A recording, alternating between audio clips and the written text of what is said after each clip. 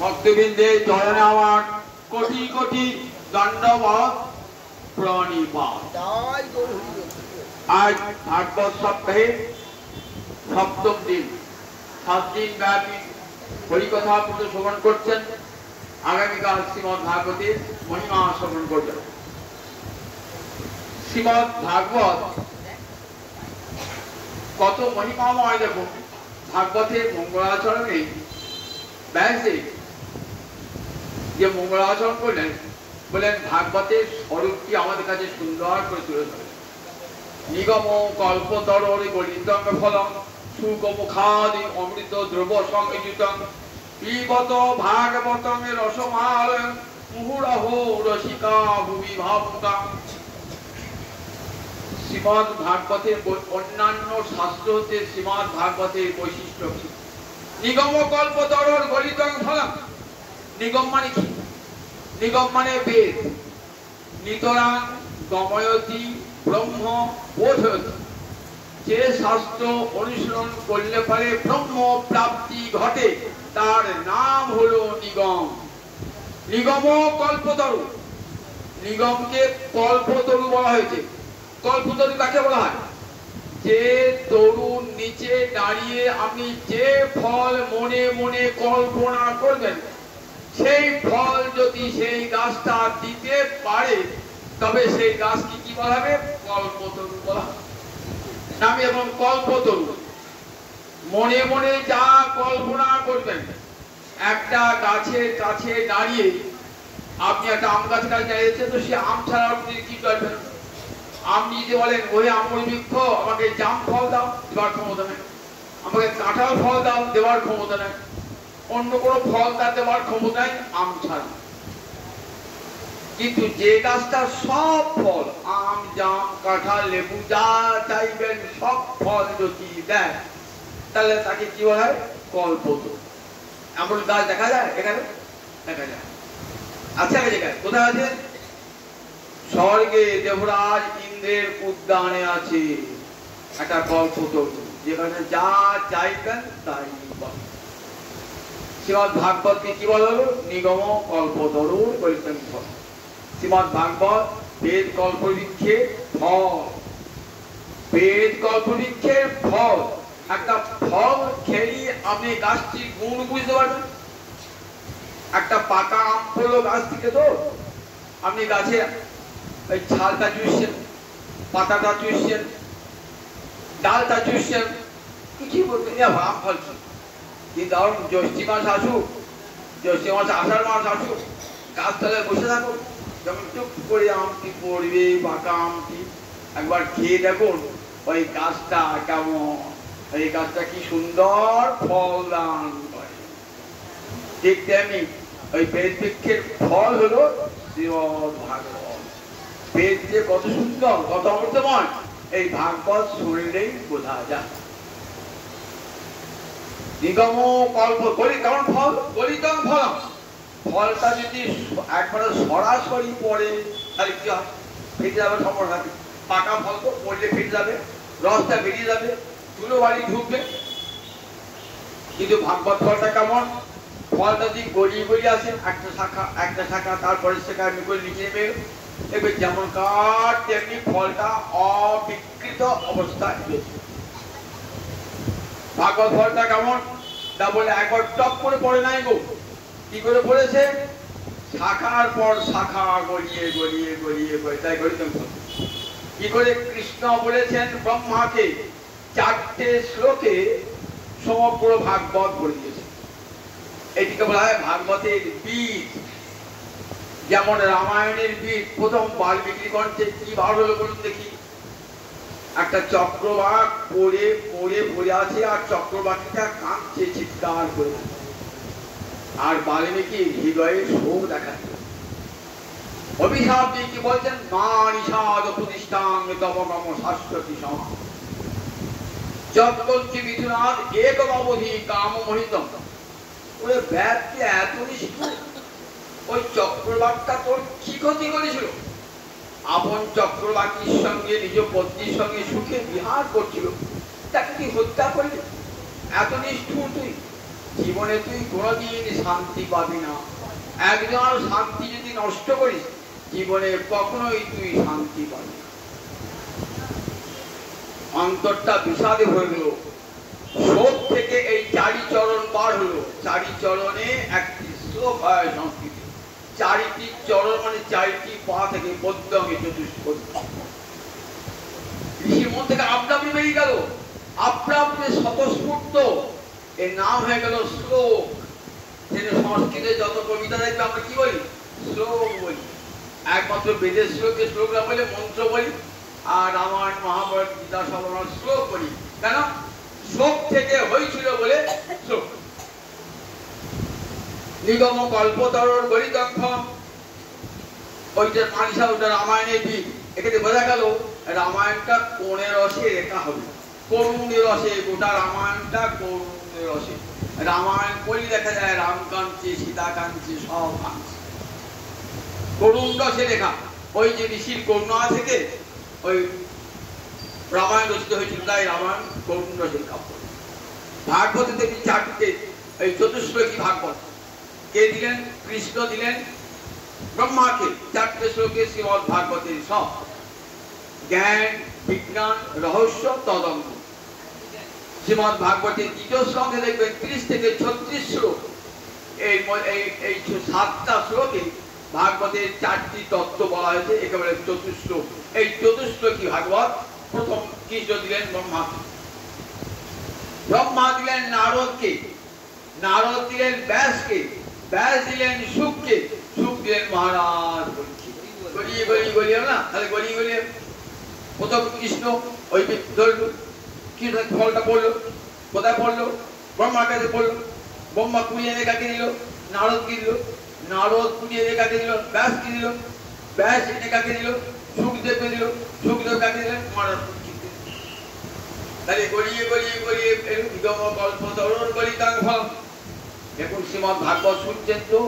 শ্রীমদ ভাগবত কি কেমন তো বেদ গল্প লিখছে? গলিত। গলিতম শব্দে একটা জিনিস কোষায় বাদ দিচ্ছেন, প্রতিপক্ষং সতয়ে বক্তৃতা।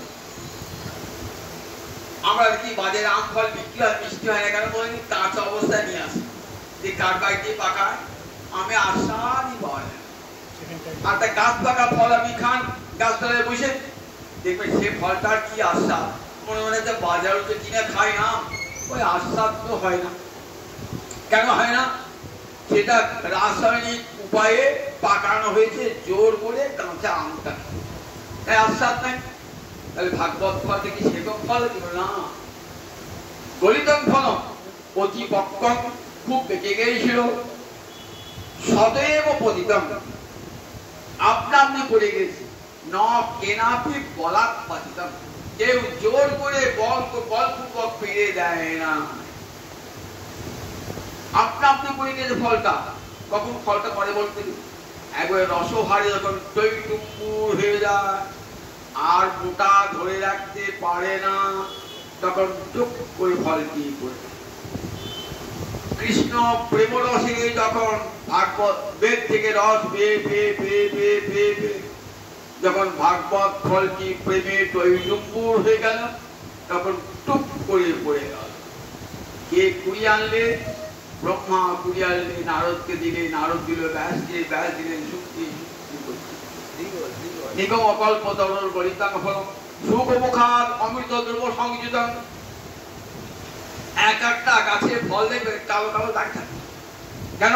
রাত্রিবেলায় শুক পাখি খায়, ওই শুকে লালা লেগে থাকে বলে কালো কালো দাগ থাকে। সে ফলটা আবার অন্য ফল দিয়ে বেশি মিষ্টি হয়। কেন? শুক পাখির লালা মিশাল বলে। এই ভাগবত ফলটা কেমন? সুখমুখাদ অমৃত দ্রব্য সংযুতং। সুখদেবের লালা লেগে আছে এই ভাগবত ফলে, সুখদেবের লালা লেগে আছে। বলে সুখমুখাদ অমৃত দ্রব্য সংযুতং পিবত ভাগবতং রসমালয়ং। আবার পান করতে বলছে। পিবত মানে সংস্কৃত বাধা তো পান করা। পান তো রস পান করে, জল পান করে, চা পান করে, দুধ পান করে, ফল আবার কেউ পান করে না। বলে গাইতে বলছেন পিবত। বলে হ্যাঁ গো, এটা ভাগবত ফলটা এমন জানো, ওই রসের মতন। ভাগবতং রসম, ভাগবত ফলটা রসময়। কেন ফল বলতে দোষ হবে কি? বলে ফলে আটি থাকে, খোসা থাকে, সেখানে কেউ খায় না। ফলের শ্বাসটাই সবাই খায়, তো আটি বাদ দেয়, খোসা বাদ দেয়। তাহলে ভাগবতে নিশ্চয়ই ফল হয়, আর আটি আছে, খোসা আছে, সেগুলো বাদ দিয়ে খেতে হবে। বললে না না, ভাগবতের সবটাই খাওয়া যায়, ভাগবতম রসম। কতদিন খাবো?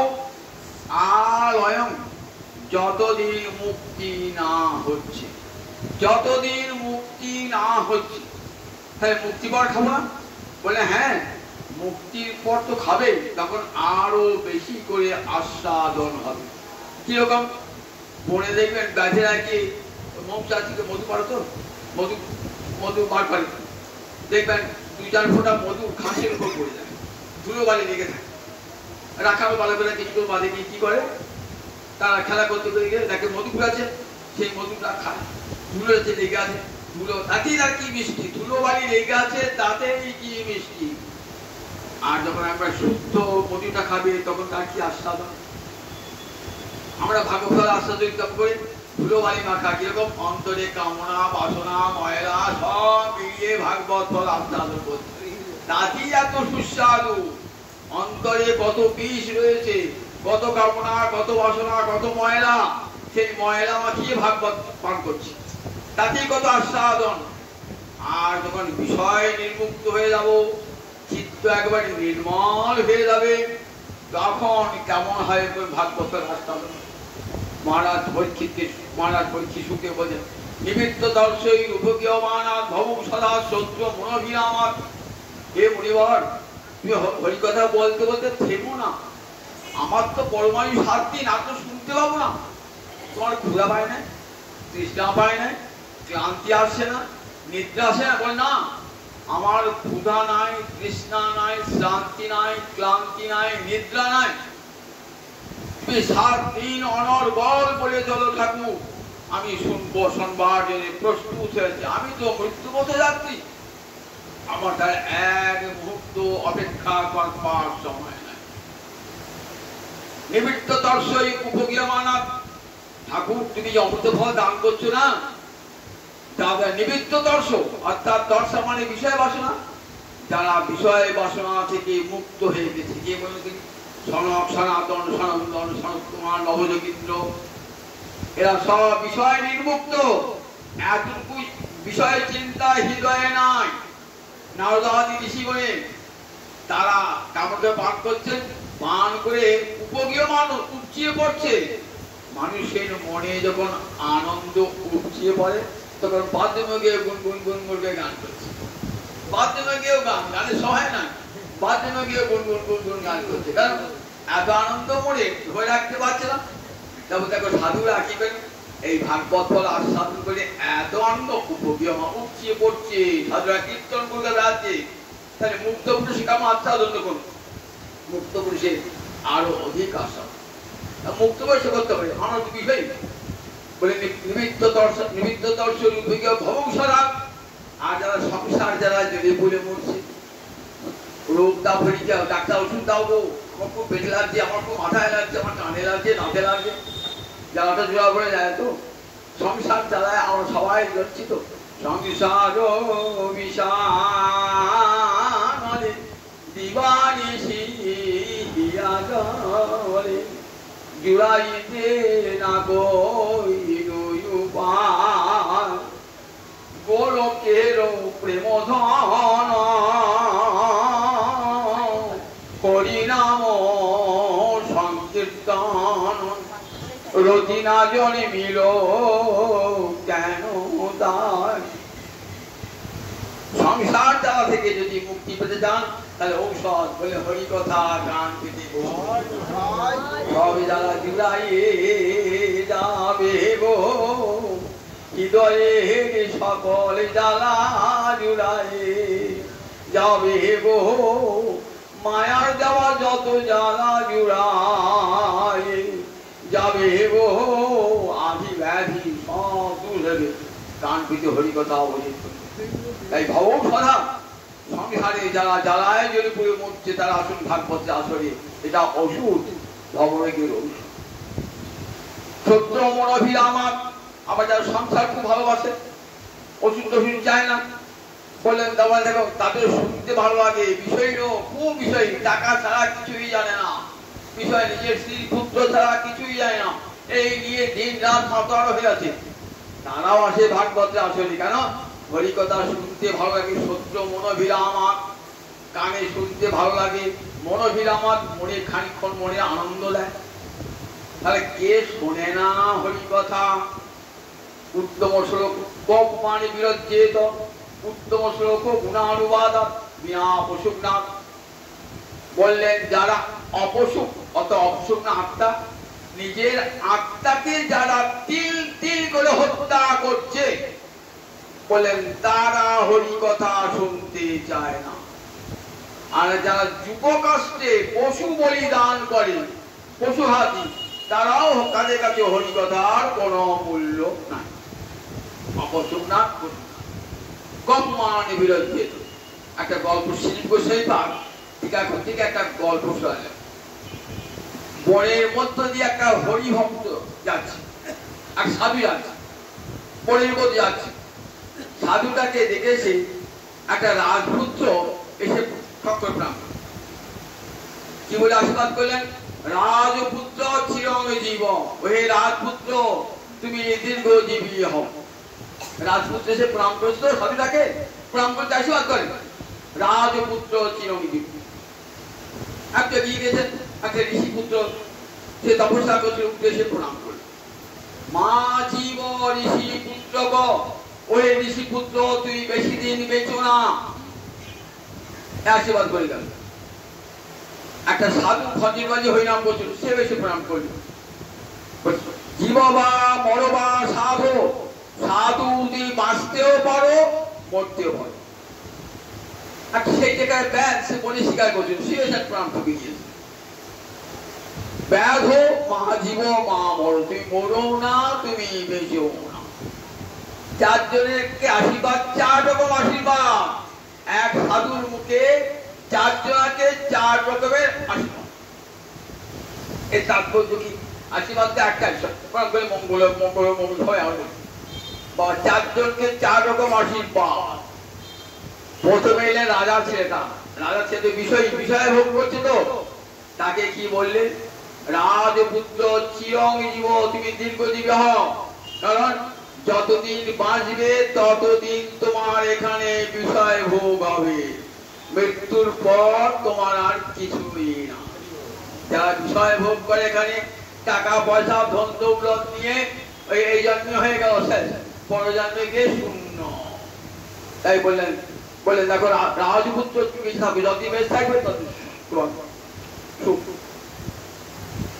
মা জীব ঋষিপুত্র গো, ঋষিপুত্র বেশি দিন বেঁচো না, এত কিছু সাধন তুমি ভিক্ষা করছো, তপস্যা করছো, ভিক্ষা লব্ধ অন্ন ভগবানকে লাগিয়ে খাচ্ছ, কত কষ্টে রয়েছে, সব সংসারে সকল সুখ ভোগ ত্যাগ করে তোমার জন্য সাধনা আছে অনন্ত বৈকুণ্ঠ ভোগ সামগ্রী, চিন্ময় ভোগ সামগ্রী তোমার জন্য সাধনা আছে, অনন্ত সম্পদে অধিকারী হবে তুমি, চিন্ময় সম্পদে অধিকারী হবে, বেশি দিন বেঁচো না। জীববা মরবার সাধন খঞ্জনীবাজি যে হরিনাম করছেন, বলছে তুমি বাঁচতেও পারো মরতে পারো, যতদিন বেঁচে থাকলে পরমানন্দে হরি কথা হরিনাম শুনে পরমানন্দে থাকলে, আবার মরে যাওয়ার পর গোলকে বৃন্দাবনে গিয়ে সেখানে রাধা মাধবের সেবা লাভ করে জীবন ধরে, তোমার এখানেও আছে তোমার ওখানেও। ব্যাধ মা জীব মা মরো, ব্যাধ তুমি মরো না তুই বিচো না, তোমার বাঁচলেও সুখ নাই মরলেও সুখ নাই। বাচ্চ তুমি এখানে পশু হিংসা করছো, হিংসা করলেই অন্তরটা জ্বলে পুড়ে মরে, আবার এত যে পশু নিধন করছো তার ফল তোমাকে পেতে হবে, সব পশু দাঁড়িয়ে আছে তোমাকে হত্যা করবার জন্য, অনন্ত নরক তোমাকে ভোগ করতে হবে, তাই তুমি মরো না তুই বেঁচো না। এটা জিজ্ঞাসা করেছে কোন আমরা জ্ঞানী বিক্রমাদিত্য কারো শুনেছেন তো, বিক্রমাদিত্য খুব জ্ঞানী ছিলেন, তার বিক্রমাদিত্যকে একবার তাল বেতাল প্রশ্ন করেছিল, বলে উত্তর যদি দিতে পারো ভালো, নয় তোমার খাটটা করছি দেবো। উত্তর কি প্রশ্ন করলেন, এখানে আছে সেখানে নাই, এখানে নাই সেখানে আছে, এখানেও আছে সেখানেও আছে, এখানে নাই সেখানে, তাহলে এখানে আছে সেখানে নাই, কাজে যারা বিষয়ী লোক তাদের এখানে আছে প্রচুর ধন দৌলত সম্পদ, কিন্তু ওখানে কিছুই নাই। এখানে আছে ওখানে নাই, উপর লোকে নাই। এখানে নাই কিন্তু ওখানে আছে, এখানে কিছু নাই, দরিদ্র হরিনাম করে খায়, ভিক্ষা করে খায়, ভগবানের সেবায় লাগিয়ে ভোগ লাগিয়ে খায়, অতি দরিদ্র হতভাগ্য বলে তার এখানে কিছু নাই, তার ওখানে আছে। এখানেও আছে ওখানেও আছে। তাদের সাধু যারা পবিত্র জীবন যাপন করছেন, ভগবানের নাম নিয়ে রয়েছে দিবারাত্র, তাদের এখানেও আছে ওখানেও আছে। আর কাদের এখানেও নাই ওখানেও নাই বলে হিংস্র মানুষ যারা, ব্যাগ সমান মানুষ, মনে যাদের হিংসা, পশুর মতো হিংসা, পাশবিক হিংসা যাদের হৃদয় জর্জরিত, তাই এখানেও নাই ওখানেও নাই। তাহলে শ্রীমদ্ ভাগবত দেখুন, বলেন দেখো জগতে কে হরিকথা শুনতে চায় না? জগতে সবাই হরিকথা শুনতে চায়। সেই ভাগবত ফল পিবত ভাগবতের রসম আলয় মুক্তি পড়ো, আস্বাদন হবে আরো বেশি করে। কাজকে ডাকছেন, বলছে মুহুরহ রসিকা ভুবি ভাবুকা, যারা ভাবুক কৃষ্ণ ভাবনায় যাদের চিত্ত ভাবিত, তারা আসুন ভাগবতের আসরে, কারণ সেখানে দর্শনের কথা, তত্ত্বের কথা পাবেন। যারা ভাবুক তারা কি চান? তত্ত্ব দর্শন চান, বলে ভাগবতের তত্ত্ব দর্শন পাবেন। আর যারা রসিক কৃষ্ণ প্রেমের রসে ভাসেন যারা, তারাও আসুন, লীলা আস্বাদন করতেন তারা আসুন।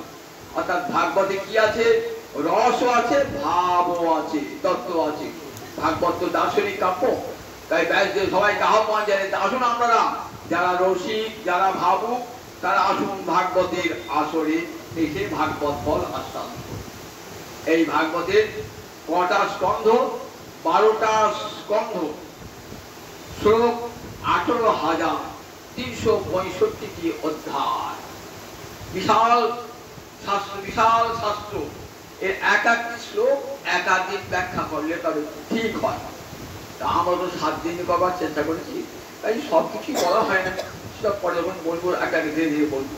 এখন 7 দিনে যখন সপ্তাহ যখন করেছি তো সবগুলো একটু বলতে হবে। 11 স্কন্ধে এসে দেখলাম ভগবান গোবিন্দের লীলা সংবরণ। ব্রহ্মা এসে বললেন, প্রভু এবার তোমার লীলা সংগোপন করো, আমি নিয়ে এসেছি বৈকুণ্ঠ থেকে জিম্মা করে আবার ফেরত দিয়ে আসবো তোমাকে। ধরুন একটা বুড়ি মা বাড়িতে আছে, তো তার খুব ইচ্ছে হচ্ছে ভাগবতে আসলে যাবা, আপনি বলে চলো বুড়িমা আমার সঙ্গে চলো।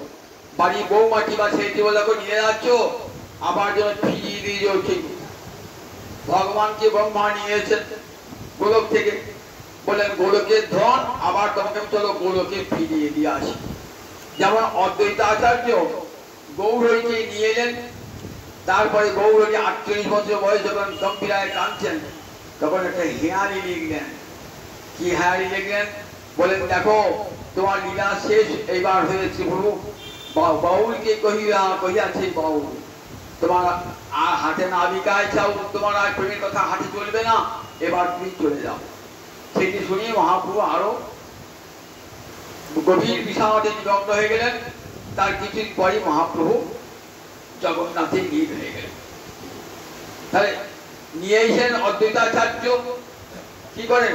পুরোহিত ঠাকুরকে ডেকে নিয়ে আসেন। আমি ঘট পথে দেখবেন তো পুরী, এই দুর্গা পূজা আসছে, আমি ঘটে হাত দিয়ে কি বলে, ইহা গচ্ছ অধ্যাধিষ্ঠান কুরু। ঘরটা পুজো করে, ঘরটাই দশম, ঘরটা পুজো করে। এবার 4 দিন ঘরটা পুজো হলো, তো 10ই দিন কি করতে হবে? ঘরটা নড়াতে হবে। তো পুরোহিতের বুকটা পাঁজরটা ঝাঁঝর হয়ে যায়, হা মাকে নিয়ে এলাম, কি করে বলবো মা চলে যাও, বলতেই পারে না, বুক ফেটে যায়। মা থাকো মা থাকো, তোমাকে ছাড়তে পারি, বুকের পাঁজর ঝাঁঝর হয়ে যায়। তবুও পুরোহিতকে এই কঠিন কথাটা বলতে হয়। ঘরটা নড়িয়ে দিয়ে মা পুনরাগমন হয়েছে, আবার এসো মা বলে ঘরটি। ঠিক তেমনি ব্রহ্মা ভগবানকে নিয়ে এসছেন, চলো প্রভু আবার তোমাকে দিয়ে আসি, যাবার সময় আমার ব্রহ্মলোকে একবার দেখা করে দিও। 125 বছর লীলা প্রকট করেছেন।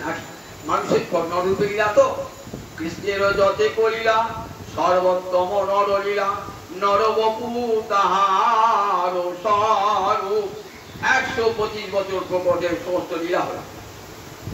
ভূতলীলা, মথুরা, দ্বারকা লীলা শেষ হল 125 বছর। এইবার তো ভগবান যাবেন, তাই তো কত কৌশল করতে হলো। আমার জন্মটাকে জন্ম বলে, আমার মরণটাকে মৃত্যু বলে। ভগবানের তার জন্ম মৃত্যু বলা হয় না, আবির্ভাব তিরোভাব। স্বেচ্ছায় তিনি আবির্ভূত হয়েছেন, আবার স্বেচ্ছায় তিনি চলে যাবেন। এই ভগবানের মৃত্যু নয়, ভগবানের লীলা অদর্শন বা অপ্রকট বলতে হয়। 125 হয়ে গেল, তার নিজের বংশকে শেষ করলেন কিভাবে? কৌশল করে, ঋষির অভিশাপ দিয়ে, জাম্ববতী নন্দন শাম্বকে নারী সাজিয়ে বলেন কি সন্তান হয়ে বলো। ঋষিরা বুঝলেন যে আমাদের সঙ্গে দেখো পরিহাস করছে, অভিশাপ বললেন মুসল জন্মাবে, সেই মুসল হবে কুলনাশক, কুলনাশক মুসল। সেই মুসলই হলো যদুবংশের ধ্বংসের কারণ। সমস্ত যদুবংশ ধ্বংস হয়ে গেল। জরা ব্যাগ তীর নিক্ষেপ করলেন গোবিন্দের চরণটি ঘড়ি মনে করি। গোবিন্দ জরা বেশে হাওয়া করে কাঁদছে, বলেন আরে না, আমারই ইচ্ছাতে তুই জরা, তুই চলে যা, বৈকুণ্ঠে চলে যা। জরা বৈকুণ্ঠে চলে গেল। ভগবানের সব ভগবানের অস্ত্র শস্ত্র আদি সব চলে গেল। ভগবান এবার আছেন আগ্নেয়ী যোগ ধারণার দ্বারা নিজের তনুটাকে অদগ্ধা।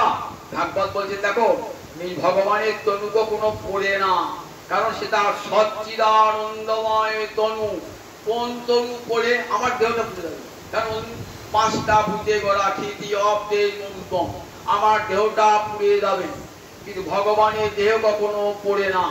তাই ভাগবত সুখদেব বলছেন অদগ্ধ মহারাজ সকম সকম তনু বলেন শতনু অদগ্ধ, নিজের তনুটাকে দগ্ধ না করে আগ্নেয় যা যোগ ধারণা, আগ্নেয়ী যোগ ধারণার দ্বারা সকম ধাম আবিশাল, নিজের ধামে সশরীরে ভগবান চলে গেলেন, গোলকে আপন ধামে চলে গেলেন। যাওয়ার আগে উদ্ধব কাঁদছেন, বলেন উদ্ধব তোমাকে থাকতে হবে। কেন উদ্ধব থাকতে হবে? বদ্রিকাশ্রমে ঋষিগণের কাছে আমি যেতে পারি না, সর্বত্র গেছি, বদ্রিকাশ্রমে ঋষিরা আমাকে দেখতে চাইছেন, তুমি তো আমার প্রতিনিধি, তুমি গিয়ে বদ্রিকাশ্রমে ঋষিদের কাছে দেখা দেবে। তাই যাবার আগে উদ্ধবকে বলে উদ্ধব তুমি আমার অত্যন্ত প্রিয় নিরজন, কৃষ্ণাং প্রবলমন্ত্রী কৃষ্ণস্য দ্বৈত সখা শিষ্য বৃহস্পতি সাক্ষাৎ উদ্ধব বুদ্ধি সত্তম, বৃষ্টি বংশে সর্বশ্রেষ্ঠ মন্ত্রী, কৃষ্ণের একান্ত প্রিয়তম সখা, ভগবানের সম্পর্কে ভাই হন আবার একান্ত প্রিয়তম সখা। উদ্ধব বুদ্ধিতে সাক্ষাৎ বৃহস্পতির ছাত্র, সেই উদ্ধবকে কত উপদেশ দান করলেন। ভাগবতের 11 স্কন্ধে দেখবো ভগবানের শেষ উপদেশ। গীতায় ভগবানের প্রথম উপদেশ, ভাগবতে ভগবানের শেষ উপদেশ। গীতায় কাকে উপদেশ দিয়েছেন? অর্জুনকে। আর ভাগবতে কাকে উপদেশ দিয়েছেন? উদ্ধবকে। ভাগবতে যে উদ্ধবকে সংবাদ, এটার নাম ভগবত উদ্ধব সংবাদ, ভগবত উদ্ধব সংবাদ। আরম্ভ করেছেন বসুদেবের গৃহে নারদ এসেছেন। বসুদেব সুখদেব বলছে মহারাজ বসুদেবের গৃহে নারদ এসেছেন। বসুদেবকে উত্তম আসনে বসিয়েছেন, বসে বলছেন হে দেবর্ষি পাদ, আমি ভগবানের কাছে কি চাইলাম, কত বৎসর তপস্যা করেছিলাম, দেব পরিমাণে সহস্র বৎসর তপস্যা করলাম, ভগবানের দেখা পেলাম। ভগবান যখন দেখা পেলাম তখন বললাম কি চাও, আমাকে জিজ্ঞাসা করলেন। আমি বললাম তোমার মতন পুত্র দাও। ভাগবতে কিসে জন্মেতে? বসুদেব দেবকে নিজের জন্মের কথা বলছেন, বললেন তোমার মতন পুত্র দাও। সেই বলে আমার মতন তো আমার মতন তার পুত্র নয়, আমি তোমাদের পুত্র জন্মাবো, আমি কেন মুক্তি ছেড়ে নিলাম না? তখন নারদ বলছেন বসুদেব আপনি কেন মুক্তি নেন না? মুক্তি চেয়ে যদি বড় জিনিস কেউ পায় তাহলে মুক্তি নেবে না মুক্তি চেয়ে বড় জিনিসটা নেবে? দেখুন আপনি ভগবানের সেবা না মুক্তি, কোনটা ভক্ত চায়? সেবা চায় না মুক্তি চায়? মুক্তি তো হয় আত্মসেবা। আমি সংসার জ্বালা সহ্য করতে পারছি না, তাই গোবিন্দ আমাকে মুক্তি দাও, আমাকে যেন মায়ের পেটে আসতে না হয়। এখানে তো কৃষ্ণ সেবার দর্শন নাই আছে আছে। ভক্ত বলে না, আমার যত দুঃখ হয় হোক প্রভু, আমি যেন তোমার সেবাটা পাই। তুমি আর নিত্যানন্দ বিহরিবে যথা, এই করো আশীর্বাদ যেন ভিন্ন হই তথা। তুমি আর নিত্যানন্দ বিহরিবে যথা, আমি মুক্তি চাই না, যেখানে যেখানে তোমরা বিহার করবে আমি সেইখানে যেন বৃদ্ধ হয়ে জন্মাতে পারি। সীতা উদ্ধার হয়েছে, হনুমান এসেছেন, রামরাবণ যুদ্ধ শেষ হয়ে গেছে, রাবণ বিনাশ হয়েছে, অযোধ্যায় এসেছেন, সবাইকে রামচন্দ্র কল্পতরু হয়েছেন, যে যা চাইছেন ভুক্তি মুক্তি সব দিচ্ছেন। হনুমান এসেছেন, কি নেবে বলো হনুমান? আমার এক হাতে ভুক্তি অর্থাৎ ভোগ বাসনা ঐশ্বর্য আছে, এক হাতে মুক্তি আছে, কোনটা নেবে? তুমি তো আমার শ্রেষ্ঠ ভক্ত, তোমাকে মুক্তি দেব। ওই যে ঠাকুর মুক্তি জিনিসটা কি? তোমাকে আর সংসারে আসতে হবে না, নেবে না, সংসারে আসতে হবে না, মায়ের পেটে আসতে হবে না, তোমার সেবা হবে না। আমার সেবা হবে না, আমার অঙ্গিত বিলীন হয়ে যাবে, আমার সেবা হবে না। প্রভু আমি কি তাই চেয়েছি? আমি কি তাই চেয়েছি? ওই দেখো যে মুক্তিতে ভগবান বন্ধন ভগবন্ধন হয়, ভগবান থেকে মুক্তি পাওয়া যায়, ভগবন্ধের যে মুক্তিতে ভগবন্ধন ছিন্ন হয়, সেই মুক্তি আমি স্পৃহা করি না, চাই না। তাই কি যা ভগবান প্রভু অহং দাস ইতি যত্র বিলুপ্ত, তুমি আমার প্রভু হয়ে আসবে, আর আমি তোমার যুগ যুগ ধরে সেবা করব। প্রভু আমাকে আশীর্বাদ করো, আমার যত ভব যন্ত্রণা ভোগ হয় হোক, আমার কোনো দিক নয়, আমি যেন রাম সেবা করতে পারি জন্ম জন্মান্তর। ঠিক আছে? তাহলে কোনটা বড়, মুক্তি না প্রেম ভক্তি? কোনটা বড়? সেবা পাওয়া যায় প্রেম ভক্তিতে, প্রেমে কৃষ্ণার স্বাদ হলে ভবনাশ পায়। তাহলে যারা কৃষ্ণ ভক্তি কামনা করে মুক্তি পায় না, বললেন তারা তো মুক্তি অনায়াসে পেয়ে যায়। একটা লোক সূর্যের কাছে যাচ্ছে এক বস্তা অন্ধকার নিয়ে, যত সূর্যের কাছে যাবে না অন্ধকার আস্তে আস্তে সব পাওয়া যাচ্ছে। তার গোবিন্দের কাছে যখন যাবেন মুক্তি তো আপনি হয়ে যাবে, সংসার প্রধান থাকে নাকি? তাহলে প্রেমেতে কি পাওয়া যায়? মুক্তি তো পাওয়া যায়, উপরন্তু ভগবানকে পাওয়া যায়, ভগবানের সেবা পাওয়া যায়। তা আমি কেমন করে ভগবানকে সেবা করেছেন? পুত্ররূপে তার সেবা করছেন, পুত্ররূপে তার সেবা করছেন। কত বড় বাৎসল্য রসের অধিকারী আপনি, নিজের গোবিন্দকে পুত্র দিয়েছেন, আবার মুক্তি চাইছেন। তখন দেবর্ষী নারদ শোনালেন অপূর্ব নবযোগীন্দ্র সংবাদ। নিমি রাজা, ত্রেতা যুগের রাজা, ত্রেতা যুগে রামচন্দ্রের পূর্বপুরুষ নিমি রাজা বিশাল যজ্ঞ করছেন, সেই যজ্ঞ ক্ষেত্রে একে একে 9 জন যোগীন্দ্র আসে। সেই যোগীন্দ্র এসে 9 জন যোগীন্দ্রকে 9টি প্রশ্ন করছেন, আর একটি করে প্রশ্নের উত্তর দিয়ে যোগীন্দ্র চলে। যোগীন্দ্র মানে ভগবানের সঙ্গে যারা সব সময় যুক্ত হয়ে রয়েছে তাদের উপর যিনি শ্রেষ্ঠ যোগীন্দ্র। এরা রাজর্ষি ভরতের 9 জন ভাই, রাজা ঋষভ দেবের পুত্র, জয়ন্তীর পুত্র। ঋষভ দেবের বিয়ে হয়েছে কার সঙ্গে? ইন্দ্রকন্যা জয়ন্তীর সঙ্গে, একে জয়ন্তেও বলা হতো। এরা একজনকে আসছেন, উত্তর দিয়ে চলে যাচ্ছে। জিজ্ঞাসা করছেন প্রথম যে যোগীন্দ্র, কবি যোগীন্দ্র, ধর্মান ভাগবতান ভূত, ভাগবত ধর্মের কথা বলো, যদি আমি শোনার যোগ্য হই। দেখেছেন রাজা কত বিনয়ী, চরণ ধুয়ে দিয়েছেন। সঙ্গে সঙ্গে প্রশ্ন, আমরা বাড়িতে এলো আর সঙ্গে সঙ্গে প্রশ্ন করেন, একটু গোছ দিলে না, একটু চা খেয়ে দিলে না, একটু শরবত খেয়ে দিলাম, এই প্রশ্ন। বললেন তোমার তো থাকবে না, কতক্ষণ থাকবে? একটা গায়ে দোয়াতে যত সময় লাগে। তাই আমার কথা জেনে আগে ভালো করে আগে ঋষিকে বসিয়েছেন।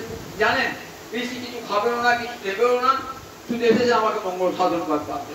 জেনে নি ভালো করে, ধর্মান ভাগবতান বুঝলো, যদি না শুনতে ক্ষমা আমি সর্বার যোগ্য হই করছি। আপনি বলছি শোনো, তাকে ভাগবত ধর্ম বলে যে বই ভগবতা প্রক্তা উপায়াধ্যাত্ম লক্ষ্যে, যে ধর্মের কথা ভগবান নিজে বলেছেন তাকে বলে ভাগবত ধর্ম। যে বই ভগবতা প্রক্তা, যেটা ভগবান নিজে বলেছেন যে ধর্মের কথা, সেটা হলো ভাগবত ধর্ম। আর উপায়াধ্যাত্ম লক্ষ্যে, যে উপায়ের দ্বারা ভগবানকে পাওয়া যায় সেই হলো ভাগবত ধর্ম।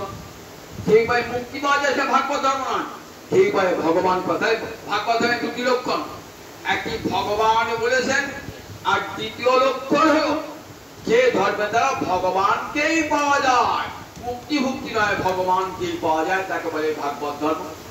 তাহলে এই ভক্তিশাস্ত্র ভাগবত ধর্মে কোন ধর্মের কথা আছে? ভাগবত ধর্মের কথা। দেখুন পৃথিবীতে যত শাস্ত্র আছে মুক্তিতে শেষ, আর মুক্তির বেশি কিছু বলা নাই। শ্রীমদ ভাগবত অদ্ভুত সংবাদ দিয়েছেন মুক্তির উপরে প্রেম ভক্তি।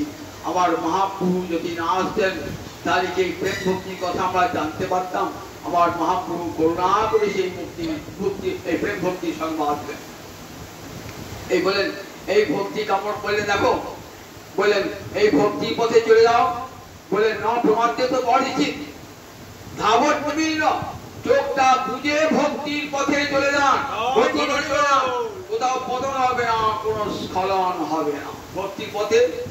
বললেন অঞ্জপুকিসান অবিদিশান, যারা লেখাপড়া জানে না, যারা অতি নিচে পড়ে আছে, হীন হয়ে পড়ে আছে, পতিত অধম পামর, তারাও এক মুহূর্তে সংসার সাগর পার হয়ে যাবে এই ভাগবত ধর্মের দ্বারা। এই ভাগবত ধর্মের সবাই অধিকারী অঞ্জ পুংসান অবিদুষান বৃদ্ধি ভাগবতান গীতান। দেখুন একটা গল্প শোনাই। একটা গোয়ালিনী সে একটা নদী পার হয়ে রোজ এক ব্রাহ্মণ পণ্ডিতের বাড়িতে দুধ দিতে যায়। ব্রাহ্মণ পণ্ডিত বিকেলবেলায় কি করেন, তার শিষ্যদের নিয়ে ভাগবতী কথা শোনান। গোয়ালিনী ভাবছে কি কথা বলে আপনি বুঝি না, তাই একটু শুনি যায়। সেদিন হরিনামের মহিমা বলছেন যে হরিনাম করলে পারে কি হয়, ভবসাগর পার হওয়া যায়। গোয়ালিনী লেখাপড়া টাকাপড়া জানে না, কিন্তু অন্তরে দৃঢ় বিশ্বাস যে হরিনাম করলে পরে সংসার সাগর পার হওয়া যায়। সন্ধ্যে শুনতে শুনতে এত তন্ময় শুনছে না, সন্ধ্যে হয়ে গেছে, খেয়া বন্ধ। দেখছেন নদী পাখি কেবল নদী পার হবো, মনে ভাবছেন সাগর পার হওয়া যায় হরিনামে, নদী পার হওয়া যাবে না। হরে কৃষ্ণ কৃষ্ণ কৃষ্ণ হরে হরে, হরে রাম রাম রাম হরে হরে, এই বলি নদীতে ঝাঁপ দিয়ে দিয়েছেন, এক মুহূর্তে নদী পার হয়ে যাবে। পরের দিন ব্রাহ্মণ পণ্ডিত বলছে, হ্যাঁ রে খেয়া তো বন্ধ হয়ে গেছিল, তুই বাড়ি গেলি কি করে? কেন ঠাকুর, তুমি যে বললে হরিনামে সংসার সমুদ্র পার হয়ে যায়, ক্ষুদ্র নদী পার হতে পারবো না, আমি তো হরিনামের এই ক্ষুদ্র নদী পার হয়েছি। ব্রাহ্মণ ভাবছেন আমার অতটা বিশ্বাস নাই, আমি পণ্ডিত, আর ও তো মূর্খ গোয়ালিনী, কিন্তু আমার হৃদয়ে দৃঢ় বিশ্বাস। তাই ভক্তি ধর্মে সবার অধিকার।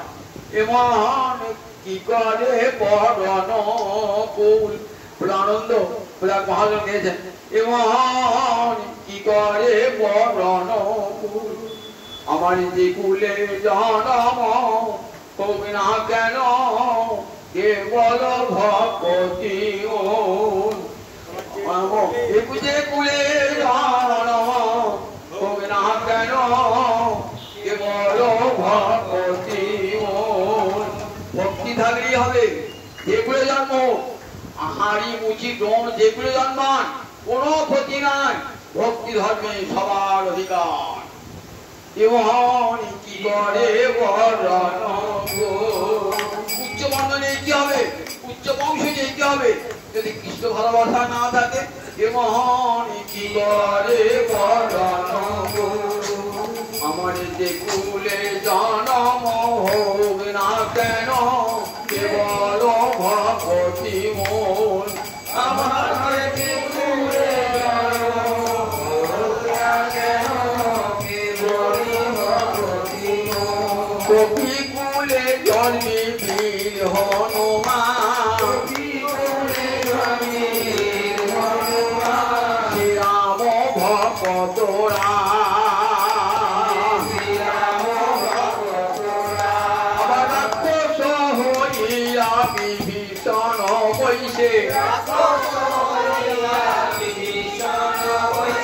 ঈশ্বর সভার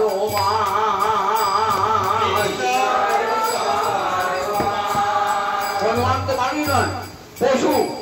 কিন্তু আমরা মানুষের হনুমানকে প্রণাম করি, দেবতারা হনুমানকে প্রণাম করে। রাম মন্দিরে গেলে আগেই হনুমান, হনুমান তুমি কৃপা করো। হনুমান চালিশা ঘরে ঘরে পাঠ করি, আমরা হনুমানের মহিমা বর্ণনা করি, সংকট মোচন স্তব পাঠ করি। তাই বুঝো হনুমান কবি কুলে জন্মি বীর হনুমান, শ্রীরাম ভক্ত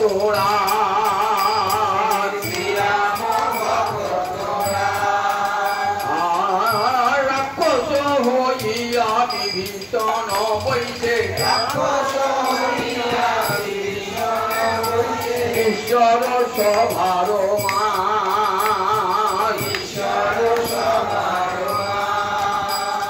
যখন রামচন্দ্র আসছেন রথে করে সীতাকে উদ্ধার করে, রাম লক্ষ্মণ বসে আছেন, তো পাশে রাক্ষস বিভীষণ বসে আছেন। রাক্ষস হইয়া বিভীষণ বইছে, ঈশ্বর সভার রাক্ষস হইয়া বিভীষণ বইছে, ঈশ্বর সভার দৈত্যের মূরসে প্রহ্লাদ জনমী, দৈত্যের মূরসে প্রহ্লাদ জনমী, ভুবনে রাখিল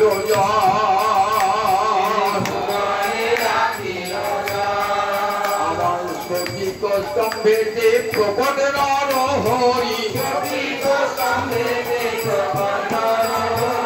হইয়া যাহার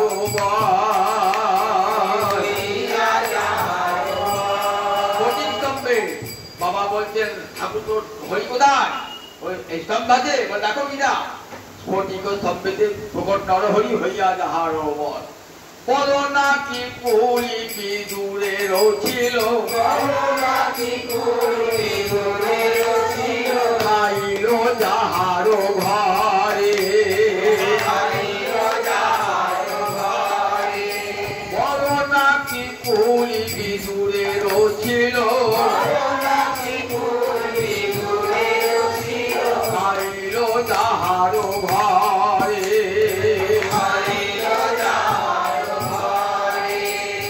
চণ্ডাল হইয়া মিতারি করিল,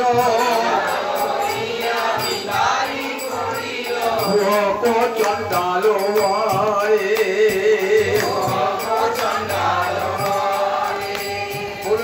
কি বলছিল? বনমন শিবির জন্মিয়েছিল, দাসীর গর্ভে জন্মিয়েছিল। উঠতে বসতে তাকে দুর্যোধন দাসী পুত্র বলে গাল দিত। ভগবান দুর্যোধনের খান নাই, বিদ্রোহের ঘরে খেয়েছেন। চণ্ডাল হইয়া বিচারি করিও ভোগ চণ্ডাল, ভোগ চণ্ডালকে ভগবান বন্ধ করেছেন। তার ভগিনী সবরী হাতে ফল দিয়েছেন ভগবান। কুল বিচার করেছেন না বংশ বিচার করেছেন, না নারী পুরুষ বিচার করেছেন। তাই বিচারটা আমাদের, ভগবানের বিচার নাই। ভগবান যে দেব আমাকে পত্রং পুষ্পং ফলং তোয়ং জমে ভক্তা প্রযচ্ছতি তদহং ভক্তু বেদম অস্নামি পূজতাত্মনঃ। পত্র পুষ্প ফল জল যে আমাকে ভক্তি ভরে দেয়, আমি তার দেওয়া সেই পত্র পুষ্প ফল জল পরম আদরে গ্রহণ করে থাকি। দেখো না কেমন করিল সাধনা গোকুলে গোপের নারী,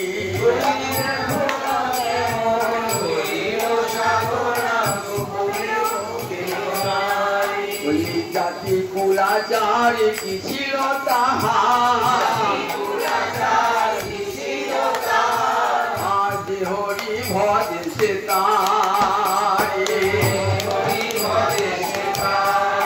আমার শ্রীকৃষ্ণ ভজনে সবে অধিকারী, ফুলের ভগবনায় প্রেমানন্দ কহে যে করে পরম,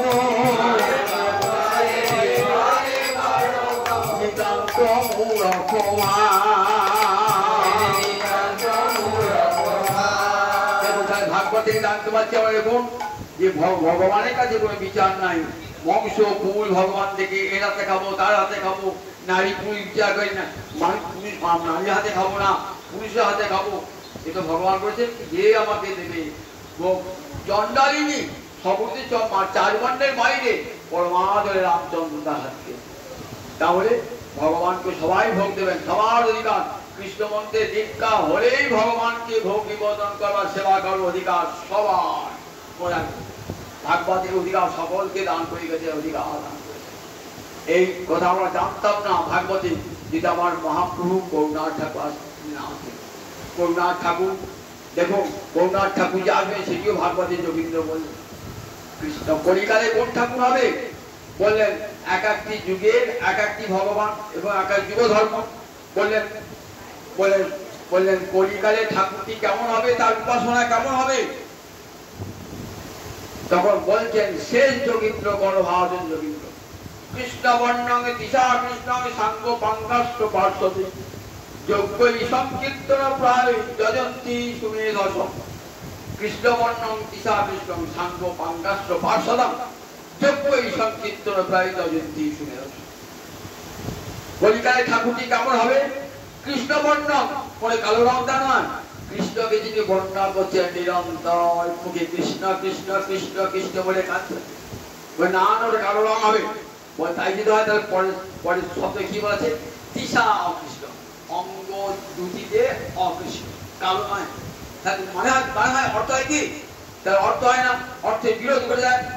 কৃষ্ণ বর্ণন করতে কালো রং করি, তাহলে পরের শব্দে দিশা অকৃষ্ণ, দিশা মানে তীর শব্দের তীরে দিশা অঙ্গ জ্যোতিতে অকৃষ্ণ, অঙ্গ জ্যোতিতে কালো নয়। অকৃষ্ণ শব্দ মানে পীতবরণ, অকৃষ্ণ শব্দ পীতবরণ মানে বলি হবে শাস্ত্রে প্রমাণ দেন।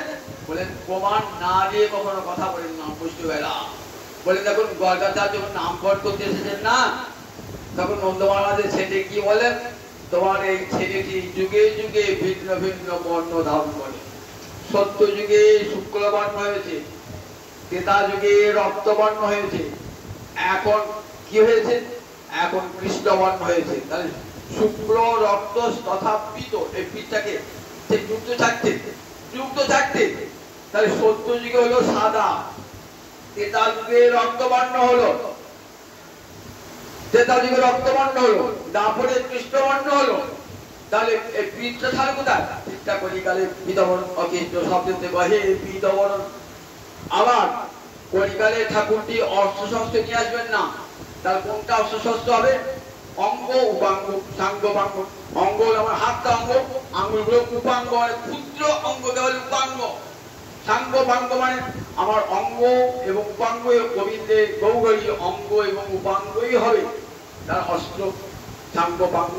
আর কোটি কোটি পার্শ্ব দেখুন, এবার দেবে অস্ত্র না ধরিব কারো প্রাণে না মারিব, চিত্ত শুদ্ধি করিব সবার। আমার গৌরী যখন নেচে যাচ্ছেন না, তখন যারা একবার দর্শন করছেন, ধবল পাটের জোর পড়েছে রাঙা রাঙা পা দিয়েছে, ধবল পাটের জোর পড়েছে চরণ উপর তুলে গেছে কোচা, চরণ উপর তুলে গেছে কোচা।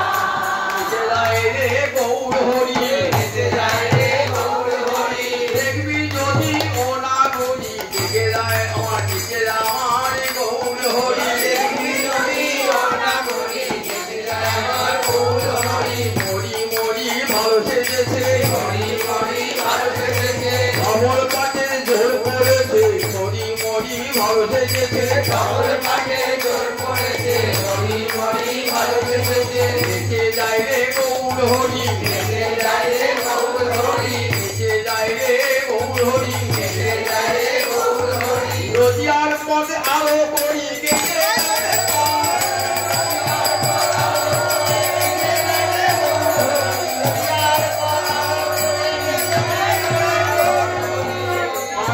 সোনার মুকুট বেজেছে মধুর মধুর, সোনার মুকুট বেজেছে মধুর মধুর, রূপ দেখিতে ভুবন মুড়ছা, রূপ দেখিতে ভুবন মুড়ছা, রূপ দেখিতে ভুবন মুড়ছা। বাজে মধুর মধুর নুপুর বাজে মধুর মধুর চরণ পেয়ে পড়ার মধু নুপুর বাজে মধুর মধুর চরণ পেয়ে পড়ার মধু নুপুর বাজে মধুর মধুর চরণ পেয়ে পড়ার মধু নুপুর বাজে মধুর মধুর চরণ পেয়ে পড়ার মধু নুপুর বাজে মধুর মধুর মনমজাতে নদিয়া মধু নুপুর বাজে মধুর মধুর মনমজাতে নদিয়া মধু নুপুর বাজে মধুর মধুর মনমজাতে নদিয়া মধু নুপুর বাজে মধুর মধুর মনমজাতে নদিয়া মধু নুপুর বাজে মধুর মধুর দিগল দিগল চাদর চুল তাই বেঁধেছে চাপার ফুল দিগল দিগল চাদর চুল তাই বেঁধেছে চাপার ফুল দিগল দিগল চাদর চুল তাই বেঁধেছে চাপার ফুল দিগল দিগল চাদর চুল তাই বেঁধেছে চাপার ফুল মজালো মজালো ফুল মজালো মজালো ফুল দিগল দিগল চাদর চুল মজালো মজালো ফুল দিগল দিগল চাদর চুল মজালো মজালো ফুল মজালো মজালো ফুল মজালো মজালো ফুল চন্দন মাখা গোড়া গায় মৌদুলায়ে চলে যায় চন্দন মাখা গোড়া গায় মৌদুলায়ে চলে যায় কপাল মাঝে ভুবন মোহন ফোটা কপাল মাঝে ভুবন মোহন ফোটা নয় ফোটা নয় ফোটা নয় ফোটা নয় ফোটা নয় ফোটা নয় ফোটা নয় ফোটা নয় মদন বিজয়ী ধ্বজা ফোটা নয় ফোটা নয় মদন বিজয়ী ধ্বজা ফোটা নয় ফোটা নয় মদন রাজা হার মেনেছে মদন রাজা হার মেনেছে মদনের বড় গরম ছিল মদনের বড় গরম ছিল জগমানে সুপুরুষী বলে মদনের বড় গরম ছিল জগমানে সুপুরুষ বলে মদনের বড় গরম ছিল মদন রাজা হার মেনেছে মদন রাজা হার মেনেছে মদন রাজা হার মেনেছে মদন রাজা হার মেনেছে মদন রাজার পঞ্চবাণ ভেঙে হলো কান কানে মদন রাজার পঞ্চবাণ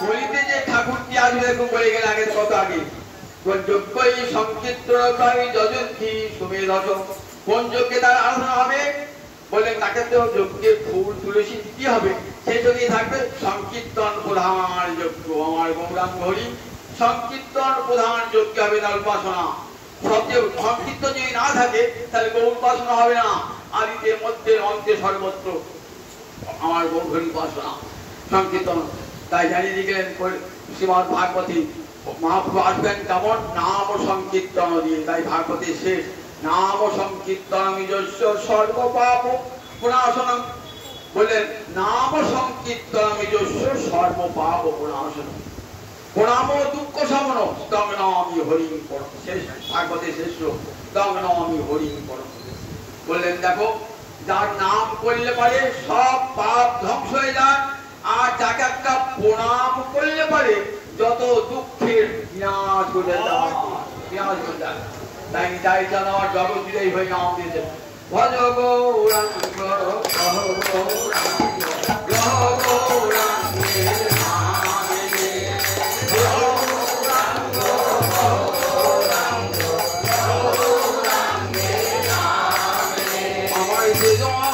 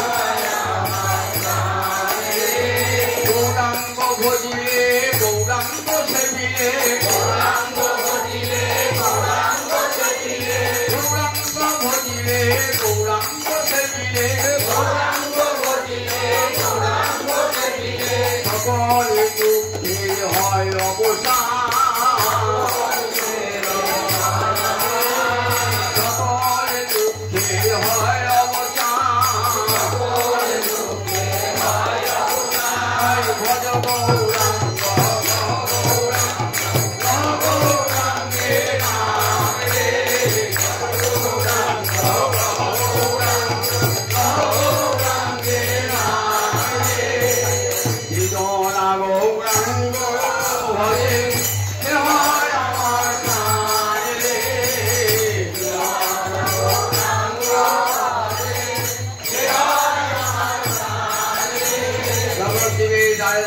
হরিনাম তার কার্য আপনি কলি যুগে শ্রীকৃষ্ণ চৈতন্য অবতার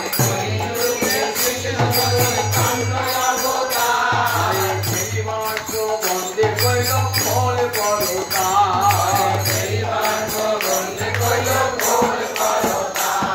প্রভু নিজ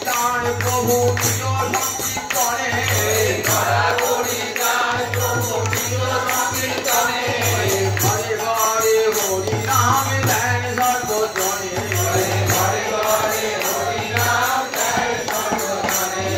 উচ্চৈতরে কাঁদে ভ্রমার জীবে দোলানিয়া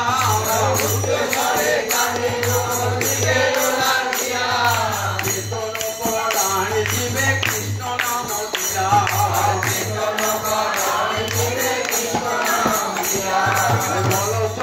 চল চল করে আঁকি নেত্রে জলধার জগত পবিত্র করল কৌন করে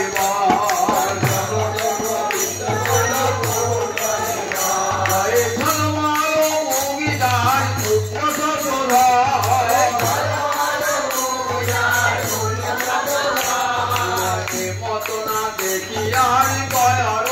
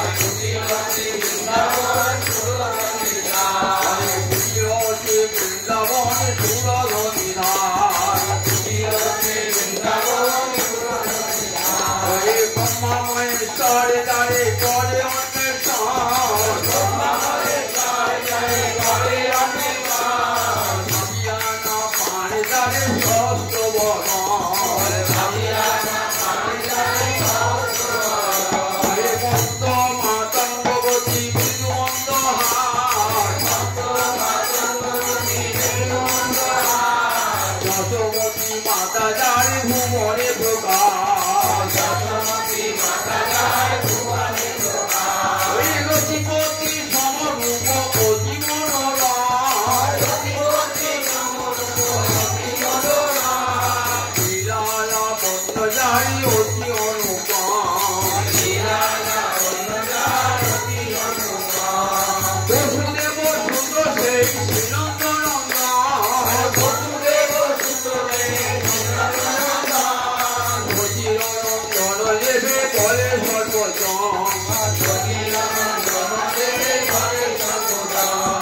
সর্বভূত রূপ হইল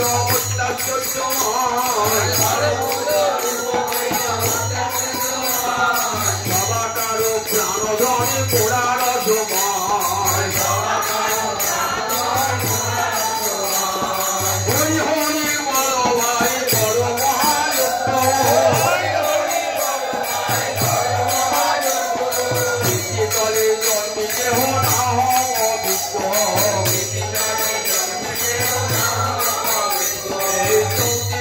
পদাবলী জীবনে বিজ্ঞান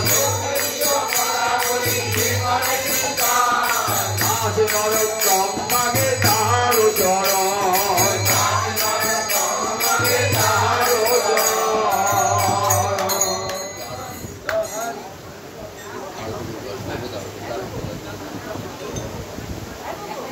আগামীকাল ভাগবতের মহিমা ঠিক এই সময় আসুন সবাই নিয়ম অনুযায়ী গীতা এবং সবটা পাঠ হয় থেকে আপনি হবে গীতা ব্যাখ্যা রাখতে হবে আর তারপর ভাগবতের মহিমা আজকে শুনলেন তো মহিমাটা শুনতে হয় ভাগবতে সবাই আসবেন কালকে একদিন কষ্ট করুন সকলের কাছে একটা অনুরোধ এখন আসতো